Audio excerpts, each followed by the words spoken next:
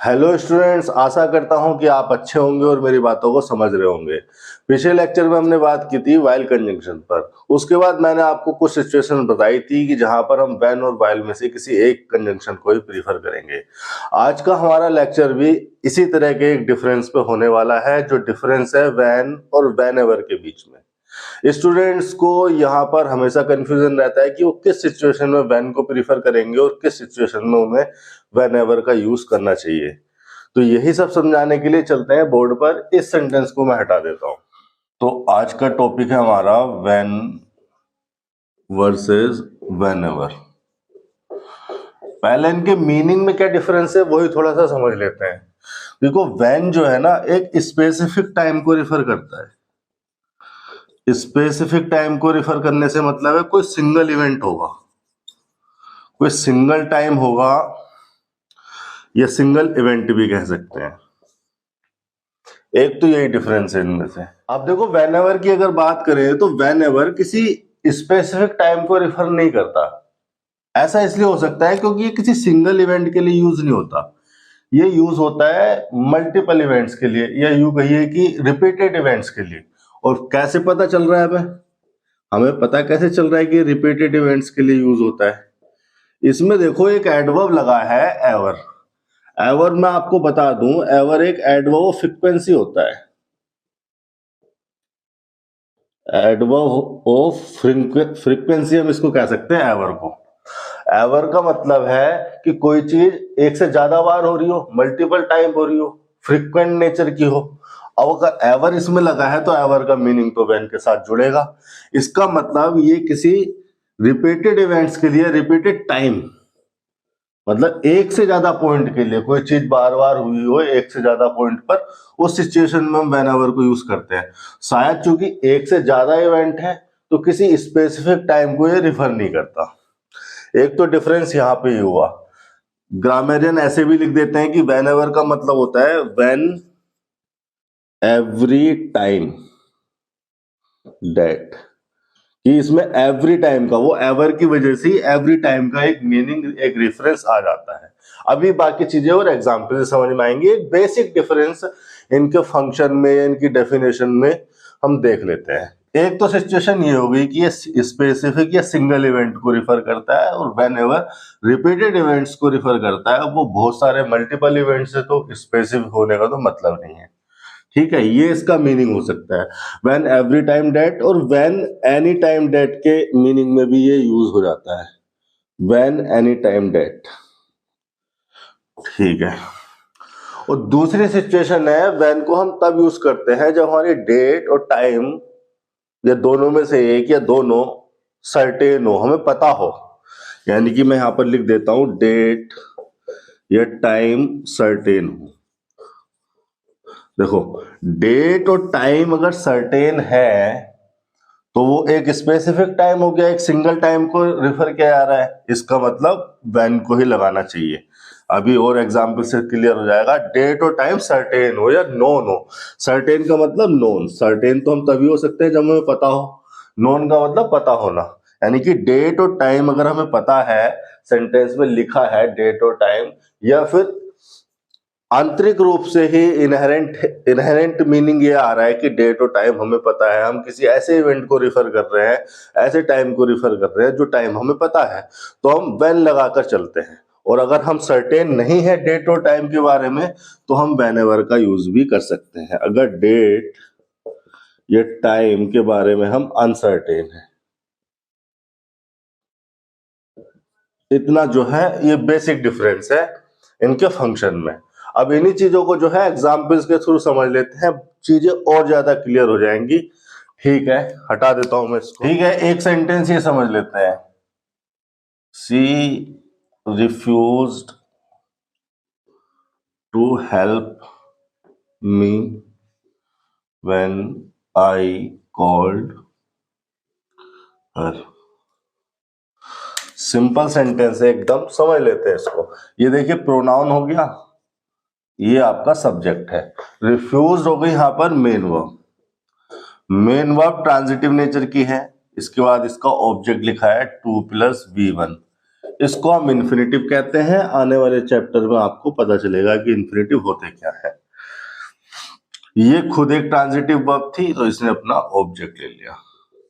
Main focus है हमारा इस क्लोज पर।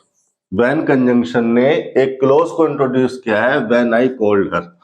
अगर हम टाइमलाइन पर चलें और ये हमारा रिपोर्ट टाइम है, तो व्हेन के बारे में मैं आपको बता चुका हूं कि व्हेन एक पास्ट के पॉइंट को रिफर करता है। व्हेन ने यहां पर देखिए वर्ब की सेकंड फॉर्म लिखी है। वर्ब की सेकंड फॉर्म का होने का मतलब है कि ये पास्ट इंडेफिनिट को रिफर कर रहा है, यानी कि पास्ट के किसी पॉइंट को रिफर कर रहा है।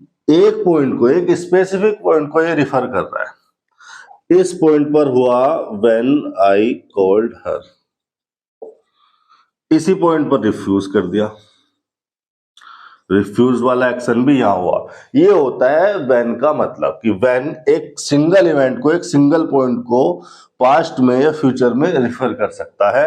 उस पॉइंट पर कुछ हुआ हो या उससे पहले कुछ हुआ हो, लेकिन व्हेन एक पॉइंट को रिफर करता है। अब इसको हम फ्यूचर, इसके द्वारा हम फ्यूचर के टाइम को भी रिफर कर सकते थे। ये भी लिख सकते थे व्हेन आई कॉल हर। अगर यहां पर ये लिखा होता तो यहां पर विल रिफ्यूज लिखना पड़ता। उस सिचुएशन में रिफर किया जा रहा है फ्यूचर के पॉइंट को। यहां पर ये पॉइंट रहा होगा व्हेन आई कॉल हर, और यहीं पे उसने जो है विल रिफ्यूज वाला काम किया होगा। ये होता है व्हेन का एक्चुअल मतलब।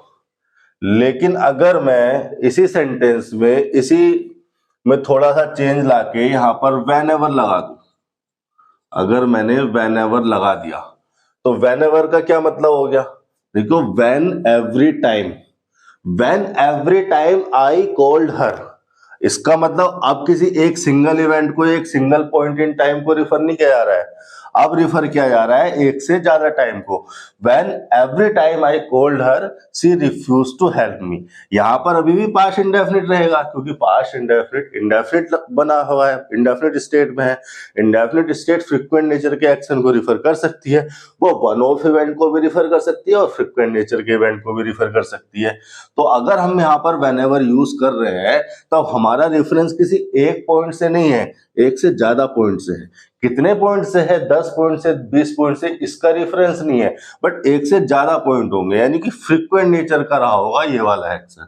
ये वाला जो इंडेफिनिट स्टेट है ये फ्रीक्वेंट नेचर की रही होगी, यानी कि व्हेन एवर आई कॉल्ड हर, यहां भी कॉल किया मैंने उसको, यहां भी कॉल किया, यहां भी कॉल किया, यहां भी कॉल किया, सब जगह मैंने कॉल किया, उसने हर बार मुझे रिफ्यूज कर दिया। ये इसका थोड़ा मीनिंग निकल के आता है।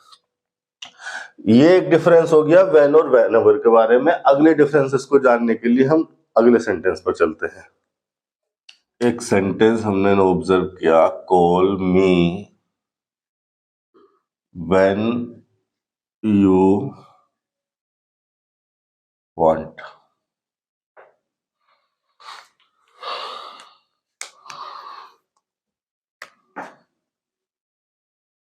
ये टाइमलाइन हो गई आपकी, ये हुआ रिपोर्ट टाइम।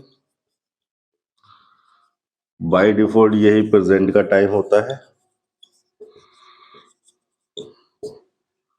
अब देखो, when you want, present indefinite की क्लोज अगर व्हेन के साथ लगी है तो फ्यूचर के टाइम को रिफर किया जा रहा है। इस वाले टाइम को व्हेन क्लोज या व्हेन कंजंक्शन के द्वारा रिफर करने की जरूरत नहीं होती, क्योंकि ये रिपोर्ट टाइम वही टाइम है जिस टाइम पे सेंटेंस को बोला गया है, वर्ब को स्टेट किया गया है, रिपोर्ट किया गया है। इस पॉइंट को बताने की जरूरत क्या है? नाउ लिख दो ना सीधे। इतनी बात अगर क्लियर है तो ये जो है फ्यूचर के टाइम को रिफर करती है। प्रेजेंट इंडेफिनिट की क्लोज अगर व्हेन के साथ लिखी है तो फ्यूचर के एक पॉइंट को रिफर करेगी। ये सिर्फ एक पॉइंट को रिफर करेगी, इस पॉइंट को। लेकिन अगर मैं इसकी जगह व्हेनेवर लगा देता हूं, अगर मैं यहां पर व्हेनेवर यूज करता हूं, call me whenever you want, तो ये एक से ज्यादा पॉइंट की बात कर रही है। इन सारे पॉइंट्स पर व्हेनेवर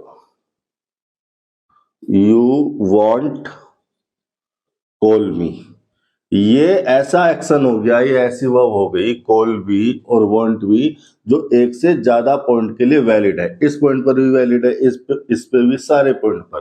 तो ये थोड़ा सा मीनिंग रहता है व्हेनेवर का जब हम फ्यूचर के सिनेरियो में देखते हैं। लेकिन एक और डिफरेंस है जो मैं आपको बता देना चाहता हूं यहाँ पर, ये आपको जरूरी है कि वो पता हो कि देखो व्हेन के साथ जब प्रेजेंट इंडेफिनिट की क्लोज लगी थी तो हम कहते हैं कि वो एक शेड्यूल्ड एक्शन है, फ्यूचर के पॉइंट को रिफर कर रही है।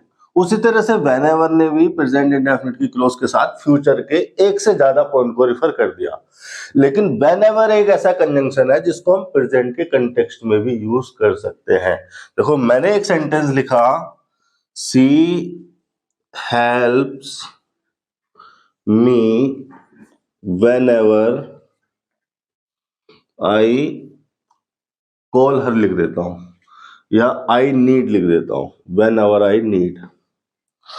अब देखो मैं यहां पर क्या यूज कर रहा हूं, ये तो इंपरेटिव क्लोज थी, ये इंपरेटिव सेंटेंस था।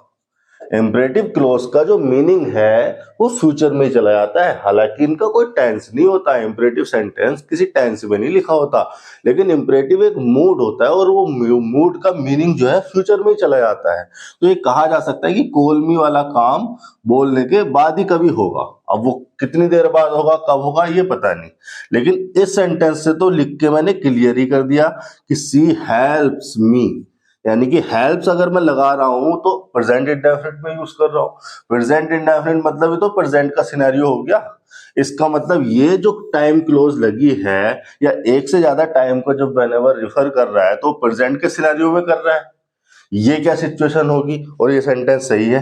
हालांकि अगर ये लिखा जाता, अगर सेंटेंस, कोई सेंटेंस अगर यू लिखा होता, she will help me whenever I need, sentence तो ये भी सही है भाई, सेंटेंस तो ये भी सही है। जिस कंटेक्स्ट में मैंने आपको ये बताया कि whenever I need present indefinite की क्लोज के साथ फ्यूचर के एक से ज्यादा पॉइंट को रिफर कर सकता है। फ्यूचर के एक से ज्यादा पॉइंट को रिफर करेगा तो उस सिचुएशन में सी विल हेल्प सही हो जाएगा।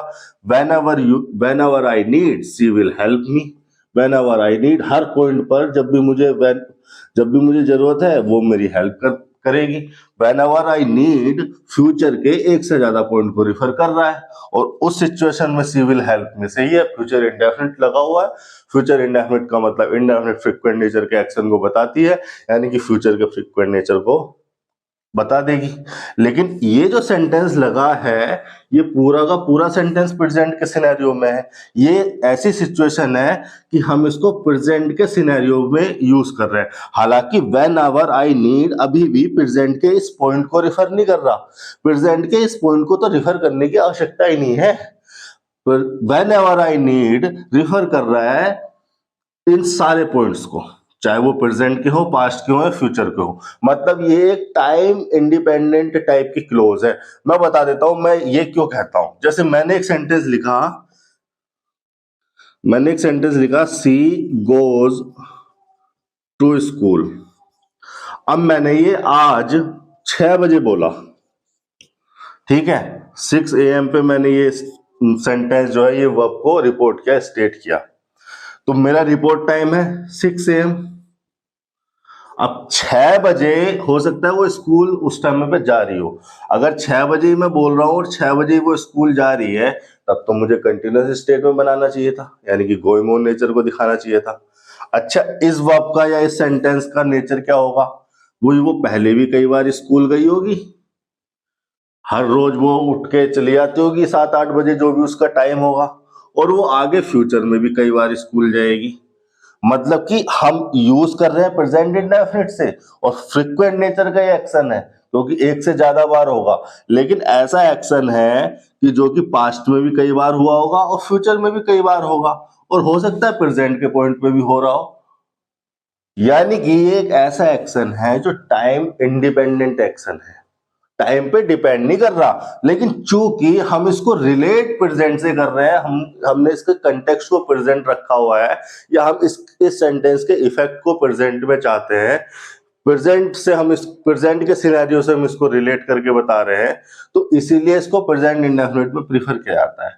लेकिन ऐसा एक्शन है सी गोज टू स्कूल वाला, क्या वो जब उसने बोला उससे पहले स्कूल नहीं गई होगी? क्या वो उसके बाद स्कूल नहीं जाएगी? ऐसा एक्शन है जो कि टाइम इंडिपेंडेंट हो गया। उसी तरह से वेन एवर आई नीड, जब मैंने लिखा और मैं इस कंटेक्स्ट को रिफर कर रहा हूं कि वो पास्ट में भी कई बार हुआ हुआ, अभी भी हुआ और प्रेजेंट में भी, फ्यूचर में भी कई बार हो सकता है, आने वाले फ्यूचर में, तो whenever I need she helps me, ये एक टाइम इंडिपेंडेंट टाइप की क्लोज हो गई। तो अभी भी मल्टीपल पॉइंट्स को दिखा रहा है, लेकिन चूंकि प्रेजेंट के कंटेक्स्ट में हम ये बात कह रहे हैं, प्रेजेंट के सिनेरियो से रिलेट कर रहे हैं, तो हमने लगाया है प्रेजेंट इंडेफिनिट। ये हम वेन एवर के द्वारा कर सकते हैं, वेन के द्वारा हम नहीं कर सकते, क्योंकि वेन किसी एक पॉइंट को बताता है। तो वेन से लिखी हुई प्रेजेंट इंडेफिनिट की क्लोज से हम इस पॉइंट को दिखाई नहीं सकती, क्योंकि जरूरत ही नहीं है। लेकिन वेन एवर तो एक से ज्यादा पॉइंट को बता रहा है। अगर एक से ज्यादा पॉइंट को बता रहा है तो केवल हम इस पॉइंट की बात नहीं कर रहे हैं, हम इन सारे पॉइंट्स की बात कर रहे हैं, जो इससे पहले भी होंगे, इसके बाद के भी हो सकते हैं। तो वेन एवर ये काम कर सकता है, प्रेजेंट के सिनेरियो में आ सकता है। दोनों ही सेंटेंस सही है। यहां पर बच्चों को बहुत ज्यादा कंफ्यूजन रहता है कि फ्यूचर इंडेफिनिट का यूज करें या प्रेजेंट इंडेफिनिट का यूज करें। वो कंटेक्स्ट पे, सिनेरियो पे डिपेंड करेगा कि आप कहना क्या चाह रहे हैं। Whenever I she helps me whenever I need. ठीक है, अगले कुछ सेंटेंस पे चलते हैं। इतनी बात अगर क्लियर हो गई हो तो अगले सेंटेंस पे चलते हैं। देखो और थोड़ा सा इसको डिटेल में समझ लेते हैं कि क्यों प्रेजेंट इंडेफिनिट की क्लोज टाइम इंडिपेंडेंट हो जाती है। क्योंकि ये ऐसी बातें हैं जो एकदम से हजम नहीं होंगी स्टूडेंट्स को, कहीं रूल रेगुलेशन में इस तरह की चीजें लिखी नहीं होती। मैंने एक सेंटेंस लिखा, सी प्लेज वेल।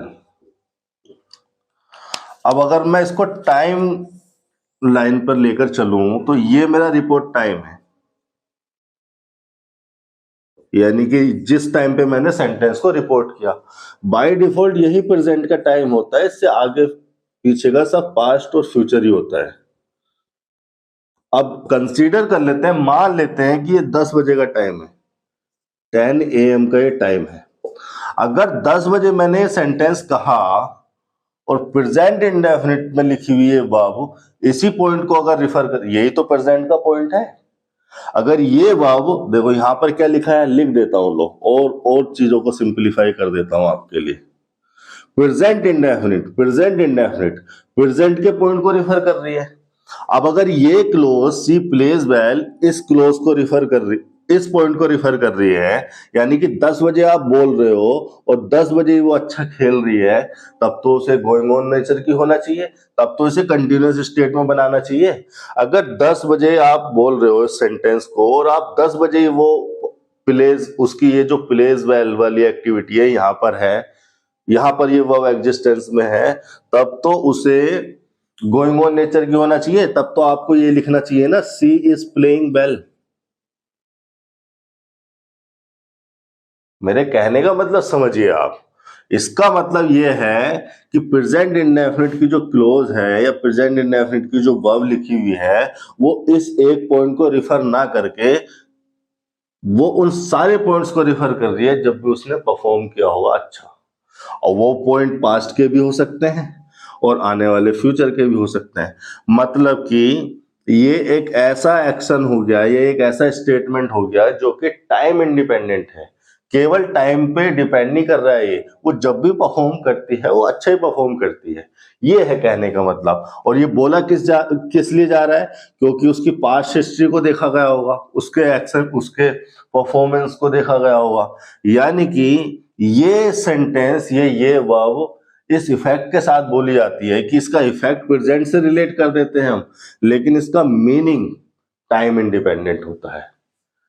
तो कहने की बात यह है कि जो प्रेजेंट इंडेफिनिट के द्वारा हम फ्रीक्वेंट नेचर को बताते हैं, तो अब एक चीज और समझिए, आप लगाते हैं इंडेफिनिट फ्रीक्वेंट नेचर के लिए, ये एक ही पॉइंट पे कैसे फ्रीक्वेंट रह सकता है? नहीं रह सकता ना भाई, एक ही फ्रीक्वेंट। अगर आप कह रहे हैं कि सर सी प्लेज वेल, फ्रीक्वेंट नेचर का एक्शन है, प्लेस जो है फ्रीक्वेंट नेचर को बता रही है। तो अगर ये प्रेजेंट के पॉइंट पर फ्रीक्वेंट है तो प्रेजेंट के पॉइंट पर फ्रीक्वेंट रह कैसे सकती है? प्रेजेंट के पॉइंट पर फ्रीक्वेंट रहने का मतलब है कि इसी पॉइंट पर बार बार हो रही हो। जब पहली बार इस पॉइंट पर होगी, फिर तो दूसरी बार जब ये होगी कोई फ्यूचर का पॉइंट होगा, ये पॉइंट पास्ट का हो गया होगा। एक ही पॉइंट पर फ्रीक्वेंट नहीं रह सकती है ना वो, अलग अलग पॉइंट पर फ्रीक्वेंट होगी। तो इसका मतलब ये क्लियर है कि प्रेजेंट इंडेफिनिट की जो वर्ब होती है, प्रेजेंट इंडेफिनिट का जो सेंटेंस होता है, वो किसी एक पॉइंट को रिफर ना करके उस सारे पॉइंट्स को रिफर करता है और टाइम इंडिपेंडेंट कहा जा सकता है। लेकिन चूंकि हम रिलेट उसको प्रेजेंट के टाइम से कर रहे हैं या हम उसका इफेक्ट प्रेजेंट में देखना चाहते हैं, हमने उसको देखा और बोल दिया सी प्लेज वेल, या नहीं भी देखा तो भी हम उसके उस सिनेरियो को अब प्रेजेंट में रखना चाहते हैं, तो इसलिए हम प्रेजेंट इंडेफिनिट का यूज करते हैं। अगर हम इसको पास्ट इंडेफिनिट में बना देंगे तो वो जो एक्शन हो गया वो सिर्फ पास्ट के कुछ पॉइंट्स के लिए वैलिड हो गया। अगर हम इसको फ्यूचर इंडेफिनिट में बना देंगे तो वो जो एक्शन हो गया फ्यूचर के कुछ पॉइंट्स के लिए वैलिड हो गया। लेकिन अगर हमने प्रेजेंट इंडेफिनिट में बना दिया तो वो इन सारे पॉइंट्स के लिए वैलिड हो गया। इसीलिए कहा जा सकता है कि जो परमानेंट नेचर के एक्शन होते हैं वो भी प्रेजेंट इंडेफिनिट में इसलिए बनाए जाते हैं क्योंकि वो भी टाइम इंडिपेंडेंट हो जाते हैं। ये एक्शन भी टाइम इंडिपेंडेंसी को ही दिखाता है। हालांकि ये परमानेंट नेचर का नहीं है, कोई एक पॉइंट रहा होगा जहां से उसने अच्छा खेलना शुरू किया होगा और एक पॉइंट रहेगा जहां तक वो अच्छा खेलेगी। लेकिन चूंकि ये टाइम इंडिपेंडेंस को दिखाते हैं, ना तो इनको पास्ट का कहा जा सकता है, ना प्रेजेंट का, ना फ्यूचर का, ये तीनों के ही है। तो इसीलिए इनको प्रेजेंट इंडेफिनिट में ही प्रीफर किया जाता है।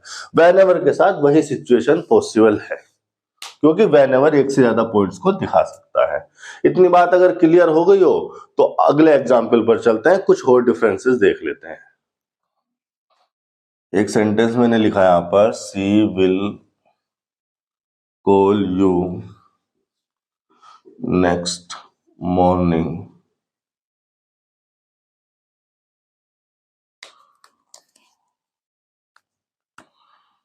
whenever she needs your help। देखो टाइम लाइन पर इसके लिए जाने की जरूरत नहीं है, इसको ऐसे ही समझ लेते हैं। मैंने लिख दिया नेक्स्ट मॉर्निंग, मतलब मैंने टाइम को सर्टेन कर दिया कि जब भी ये सेंटेंस बोला जा रहा है उससे अगली वाली जो मॉर्निंग होगी उसी टाइम पर ये होना है। यानी कि अगर मैंने सर्टेन कर दिया तो कोई एक पॉइंट होगा, फिर सर्टेन तो कोई एक पॉइंट हो सकता है। इसी वजह से इस टाइम के सर्टेन होने की वजह से, इसके एक सिंगल पॉइंट होने की वजह से हम व्हेनेवर न लगा के व्हेन लगाएंगे। अगर नेक्स्ट मॉर्निंग ना लिखा होता तो व्हेन और व्हेनेवर दोनों पॉसिबल होते, अलग अलग मीनिंग के साथ। लिखा सेंटेंस मैंने, the party will start when the guest arrive. अब देखो, अगर आपको लग रहा है कि आप किसी सिंगल इवेंट को, सिंगल टाइम को रेफर करना चाह रहे हैं, क्योंकि देखो इसमें टाइम तो लिखा नहीं है, तो अब आप फ्री हैं कि आप इसके साथ व्हेन भी लगा सकते हैं और व्हेनेवर भी लगा सकते हैं। अगर आपको लग रहा है कि आप किसी सिंगल इवेंट को, सिंगल टाइम को रेफर करना चाह रहे हैं तो आप व्हेन लगाइए कि किसी एक पॉइंट पर when the guest arrive party will start. लेकिन अगर अब आप यहाँ पर व्हेनेवर लगा के चलते हैं तो आप इसका मतलब एक से ज्यादा पॉइंट को रिफर कर रहे हैं। एक से ज्यादा पॉइंट को अगर रिफर कर रहे हैं तो उस सिचुएशन में भी ये सही है, क्योंकि यहाँ पर लगा है फ्यूचर इंडेफिनिट, और इंडेफिनिट फ्रीक्वेंट नेचर की स्टेट को, फ्रीक्वेंट नेचर के एक्शन को दिखाने के लिए एकदम सही स्ट्रक्चर है। गेस्ट, जब भी गेस्ट अराइव होंगे पार्टी विल स्टार्ट, ये है इसका मतलब। तो ये हो गया व्हेन और व्हेनेवर के बीच का बेसिक डिफरेंस, जो कि कॉम्पिटिटिव एग्जाम्स के लिए जरूरी है। ठीक है, आज के लेक्चर में इतना ही। आपको अगर किसी भी क्वेश्चन पेपर में आए हुए किसी भी क्वेश्चन से या किसी भी कॉन्सेप्ट से रिलेटेड कोई डाउट है तो आप मुझे कमेंट सेक्शन में लिख सकते हैं, मैं उसका रिप्लाई करूंगा। अगर मुझे लगा कि आपका डाउट इस तरह का है कि मुझे डिटेल में बात करनी चाहिए तो मैं उस पर वीडियो भी बनाकर ला सकता हूं। आज के लेक्चर में इतना ही। अगले लेक्चर में मिलेंगे 10th चैप्टर के कुछ अच्छे कॉन्सेप्ट्स के साथ। Thank you.